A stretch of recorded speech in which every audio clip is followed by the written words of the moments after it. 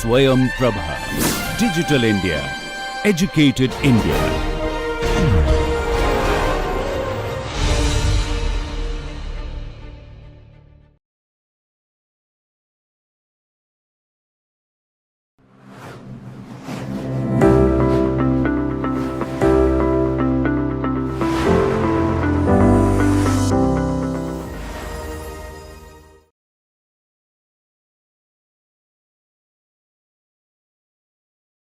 Hello students. In our last class, we saw an advanced passive strategy called as PDEC, which is passive downdraft evaporative cooling. In today's class, we will have a look at yet another technique called as direct evaporative cooling.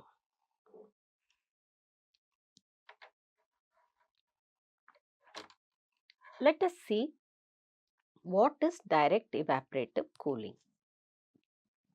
So, direct evaporative cooling system is a well-liked model with an easy to understand design. The components of a direct evaporative cooling system, which I will call as ECS, includes a water distribution system, a wettable evaporative medium, a pump, a water tank, and a fan or blower. So, there is a cooling pad here. There is a cooling pad on which water is sprayed. The mist falls and makes the pad cool. There is outdoor air which is blown and sucked in, which passes through the cooling pad, resulting in cooler air on the other side. The water here through the cooling pad is collected. So, this system is more efficient and less expensive. The water and air in this ECS are in close contact with one another. The water is blasted as tiny droplets into the atmosphere, and these droplets transition from a liquid phase to a vapor phase by absorbing heat from the surrounding air. Because of the evaporation of water, this heat absorption lowers the air's temperature and raises its humidity, and the evaporation process is the adiabatic cooling process, and the enthalpy of the air remains constant during the process. The water absorbs the sensible heat of the supply air, lowering the air temperature. The humidity of the air rises when water evaporates in the air stream. The ECS produces a considerable cooling effect, yet it consumes relatively little electricity as compared to a normal refrigeration system or an air conditioning system. This form of ECS is appropriate for both dry and hot areas. In a damp climate, the relative humidity may exceed 80%, which is not good for building since it may cause rusting of metallic components composed of iron. Now, in direct ECS, the air temperature cannot be reduced below the wet bulb temperature. According to certain studies, the wet bulb efficacy of this kind of a system ranges between 70 to 95% depending on airflow rate, weather conditions, application type, evaporative pad thickness, and some other factors. The direct ECS is classified into active and passive ECS. The active direct ECS are powered by electrical equipment. The passive direct ECS is a naturally driven system with little power usage. Now, if you look at the types of ECS, First is active ECS. Active direct ECS are powered by electrical systems to circulate air and water. This form of evaporative cooling system requires less electrical energy than typical vapor compression systems. Because of this form of evaporative cooling system is regarded a less energy demanding system with the potential for energy savings of even up to 90%. Whereas the second type is the passive evaporative cooling system. The passive evaporative cooling system does not require energy to operate and relies on natural events. However, it is possible that a modest capacity fan or pump will be required. This sort of system is climate dependent. It is said that this sort of system may lower the interior air temperature by even up to 9 degrees centigrade. Let us now look at the active direct evaporative cooling system. The active direct evaporative coolers are powered by electricity, but they only utilize a portion of that power to circulate air and water. Because of this, it is regarded as significantly less energy demanding than other traditional cooling systems. This system can save energy of up to 90%. A basic direct evaporative cooler consists of a evaporative media, which is a wettable and porous pad. It requires a fan that pushes air through the wetted medium, a water tank to collect the water that passes through the medium, a water tank,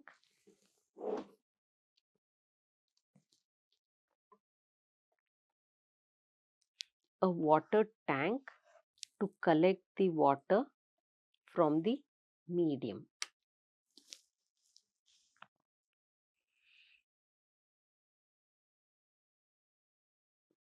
A recirculation pump and a water distribution system. The direct evaporative cooling is an adiabatic cooling process, which means that the total enthalpy of the air remains constant throughout the operation. Water absorbs the sensible heat from the supply air and evaporates. This lowers the temperature and increases the humidity. So you can have pads which look like this, which are rigid pads or random pads, and then the outdoor air moves through the wetted pad. So this is the wetted pad as shown here, and the air that comes out is a moist cold air, and actually water droplets pass through this pad which is collected below, and it is called as the active direct evaporative cooling system because there is use of fan. Sometimes there could be use of fan even to pull the outdoor air. So the random media of the pad comprises of plastic, fiber or foam supported by a plastic frame. So there can be a frame and there can be the random media. This has low effectiveness, short lifetime and is difficult to clean. Whereas the rigid medium is blocks of corrugated materials like cellulose, plastic,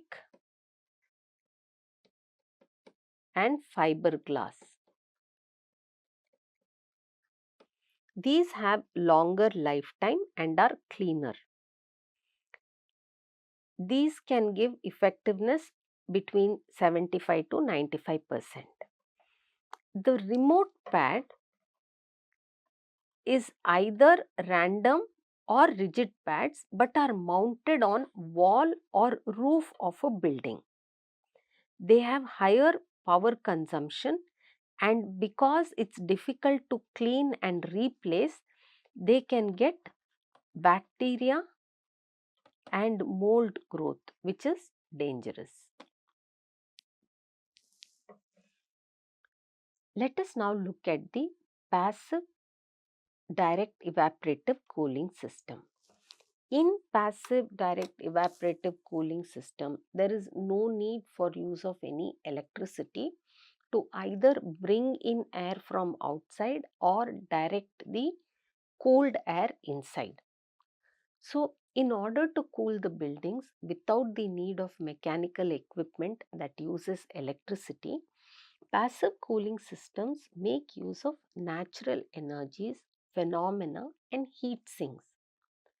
Small fans and pumps, though, could be needed, but they are not mandatory, and passive systems work even without that because these are climate dependent. So, various approaches are used in hot and humid locations compared to hot and arid ones. With the use of these technique, interior air temperature can be lowered by even up to 9 degrees centigrade. So, passive direct evaporative cooling systems are integrated systems primarily, and they come in the following types. First is the mashrabia. So, this has been a common feature in Islamic construction. The mashrabia allows structures to naturally cool and ventilate it without using electricity. The wooden screens and windows offer shade, and they shield the building from the sun and let breeze to help in cooling the building.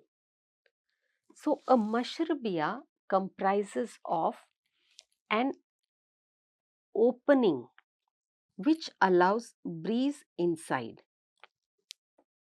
So the breeze comes inside. It has a particular element which will direct the breeze towards the moisturizing element. And here the moisturizing element is a porous water pot.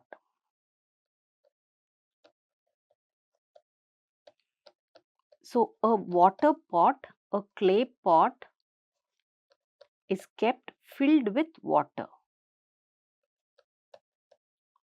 and it is porous. So the breeze flows through either the pot or the over the pot. It flows over the pot and comes down. Now this can happen in multiple ways. The way the pot is placed. So here a small variant is use of lattice screen here like jalis, and the breeze flows over the pot. There is a small element to collect water that could drip from the pot. So this is collector for dripping water.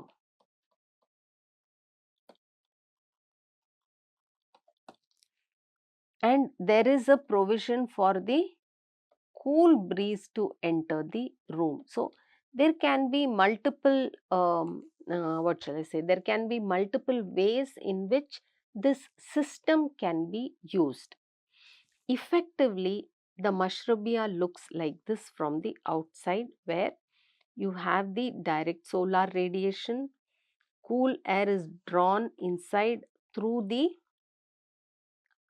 grated jali or lattice screens, And what happens behind is actually this. There is a upper shading part for the mashrubia. The upper section with balustrade is a wide mesh to provide sufficient airflow. The lower section with balusters on the closed mesh provides privacy and protects the direct sun. You have small windows which are openable, and then there are cantilever brackets, and this whole element becomes a architectural feature of Islamic architecture, and it is called as the mashrabiyah. But actually it functions to cool the breeze inside through direct evaporative cooling in a passive manner. The next variant is a wind tower. So this is a crucial component in Iran. So Iranian traditional architecture has a wind tower, and settlements in hot, dry and hot, humid climates are home to it. They resemble large chimneys when seen against the skyline of Iran's historic cities. They have vents on tops as shown here, and these towers, they look like an Islamic element with varying designs, but actually the vents, these slits are vents for breeze to go inside. So when breeze enters inside, then at a lower level there is some feature which is used to increase its humidity. So these vent topped vertical shafts direct the airflow into the inside to offer thermal comfort. So this architectural feature shows how well architectural design blends with the surrounding landscape. So as the air moves inside, there is some form for the water to humidify the air. It could be pots or it could be sprays, and then the air is diverted inside after it gets cooled. So this is how the uh, wind tower works, where you have the inlet which diverts the air, and it is based on the direction of the wind. So this comes, and then there are various ways of cooling the air, either with mist or making the earthen pots. The earthen pots filled with water are placed in the path of the breeze, which gets humidified and in that process cooled, and this is diverted into habitable space in a wind tower. Now the principle is very simple. The principle behind evaporative cooling is that energy from the environment is absorbed during the phase transition from a liquid to a gas. All liquids can be turned into vapor with it, but water vaporizes at a higher temperature, making it particularly effective. Liquid water molecules are joined to one another by relatively strong hydrogen bonds. To separate them and convert the liquid into gas requires humongous amount of energy, because when water vaporizes, it absorbs about 2257 kilojoules of energy. This is a very significant amount of cooling power. But the pace or rate at which it cools is dependent upon air's relative humidity. When air is dry, cooling works very well. This process still functions, but not as effectively in humid air. The other analogy or examples of evaporative cooling is when sweat evaporates, allowing human perspiration to cool the body.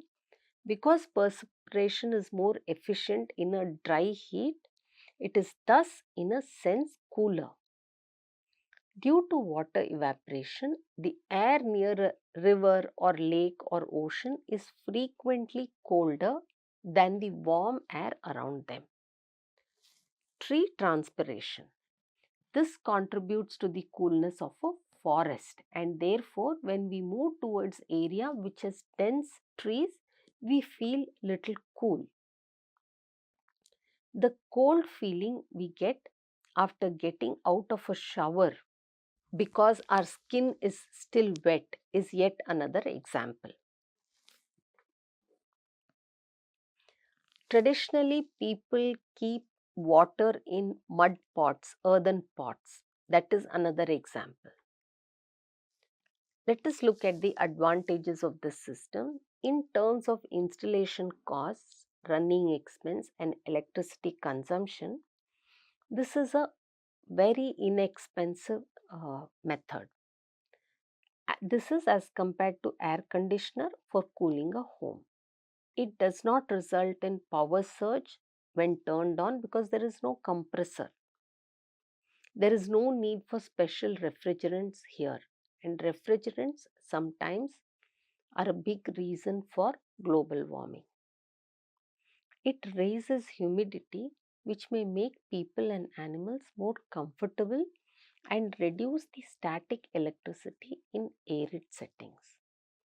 By acting as a filter, the water soaked pad clears the air of dust, pollen, and other allergens and acts as a filter.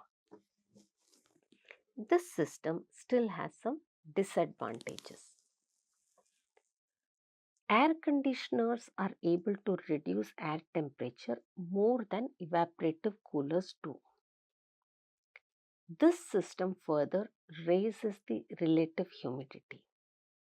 This keeps sweat from draining in an already humid atmosphere, and it can speed up corrosion. This can encourage surface and water condensation. Wooden doors and furniture can become expanded and swollen. Also, too much of moisture can encourage growth of mold, mildew, and algae.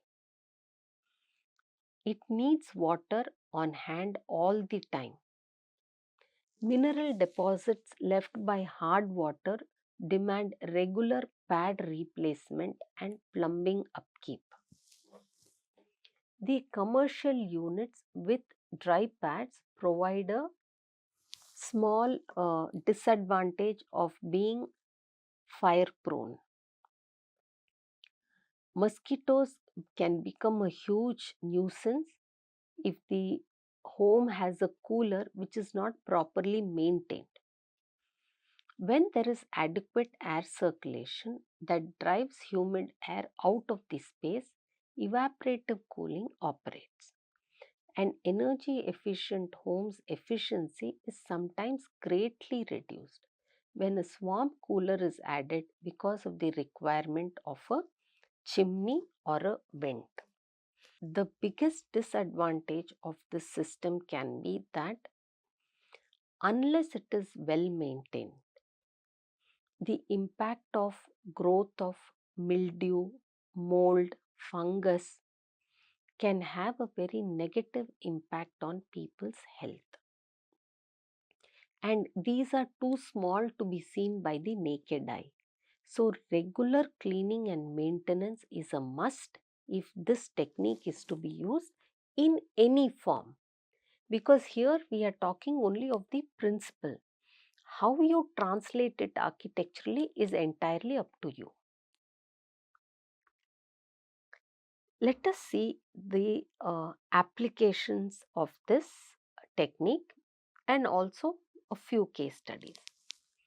The Master Plan for California State University, San Bernardino, has the evaporative cooling system, and you can see how this system is integrated with the landscape element in the form of a water pool. So there is a long tower through which breeze is directed inside. There are micronizers, but then that drips and falls and gets connected to a water body below. The breeze flows out. You can notice here, but we will be looking at it in greater detail later, that there are these tubes which are called as radiant floor cooling, which we will be looking at as a advanced passive technique in another class. The clay pot evaporative cooling is yet another system where there is a temperature drop of approximately 6 degrees Celsius. So the temperature drops from 42 degrees centigrade to 36 degrees centigrade by use of the clay pot evaporative cooling system. The School of Planning and Architecture at Bhopal, designed by Abin Studio, also has tried to incorporate the passive downdraft evaporative cooling system, because of which the air is supposedly, because Bhopal can have a very warm climate too, the air from outside is brought in, and then there is a staircase or circulation terraces which act as thermal buffers, and there is provision for the breeze to enter the building, and it gets camouflaged as a design element because of the contemporary style or contemporary translation of this technique. So, in today's class, a very simple technique which is direct evaporative cooling. We also saw the various forms in which this concept can get translated in architecture to cool indoor air. This technique is primarily suitable for hot and dry climate and is not really suitable for humid climate. That is because this system involves the use of a water body in order to cool the air, in order to make the dry air humid, and in that process cool the air. Air which is already humid will not function effectively using this technique. How this technique gets translated in architecture is left to the individual designer. With this, we will stop today's class, where we have studied about direct evaporative cooling, its translation in architecture, vernacular, as well as in the contemporary context. So, we will meet in the next class with yet another topic on advanced passive systems. Thank you.